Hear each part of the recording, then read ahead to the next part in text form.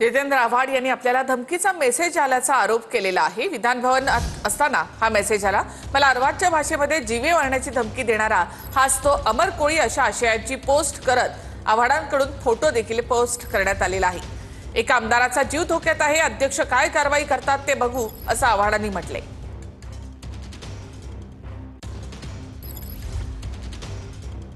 जितेंद्र आव्हाडांनी तुमचा number tweet केला होता ना, तर त्या संदर्भात त्यांनी तुमचा स्क्रीनशॉट पण ट्विट केलाय। त्या संदर्भात तुमचं काय म्हणणं होतं यासाठी तुम्हाला विचारायला फोन केला होता।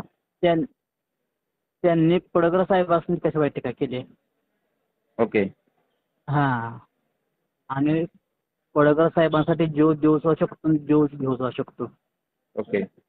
हा म्हणजे त्या दिवशी ज्या घोषणा दिल्या जितेंद्र आव्हाडांनी त्याच्याबद्दल तुम्ही तेव्हापासूनच आम्ही त्याला फोन लावतोय, फोन उचलत नाही तो।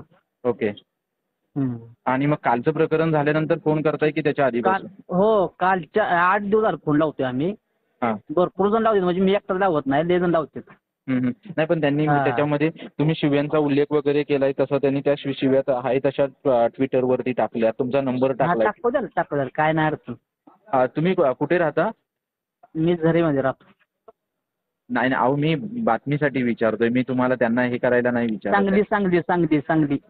ओके ओके, तुमचं काय म्हणणं आहे थोडंसं तुम्ही सांगू शकता की कशा संदर्भात काय नाही, त्यानं पडकर साहेबांची माप काढू नयेत। बाकी काय नाही म्हणणं आमचं। ओके, पण कालचा जो राडा झाला होता दोघांचा एकमेकांना शिवी देणं असेल, त्याबद्दल तुमचं काय म्हणणं होतं? त्यानं चालू केलं ना पहिल्यांदा, जितेंद्र आव्हाडनं चालू केलं, साहेबांनी काही केलं नव्हतं चालू। ओके ओके, चालेल, थँक्यू। दमून टाकलं मी, काय चालू आहे काय? सभागृहाच्या बाहेर एक आमदार शिव्या देतो, अध्यक्षांनी दखल तर घ्यायला पाहिजे। आज विधान भवनात मला हा मेसेज आलाय, मी आमदारांच्या नावाने अध्यक्षांच्या नावाने ट्विट केलंय। एका आमदाराचा जीव धोक्यात आहे, बघूया अध्यक्ष काय करतात आता।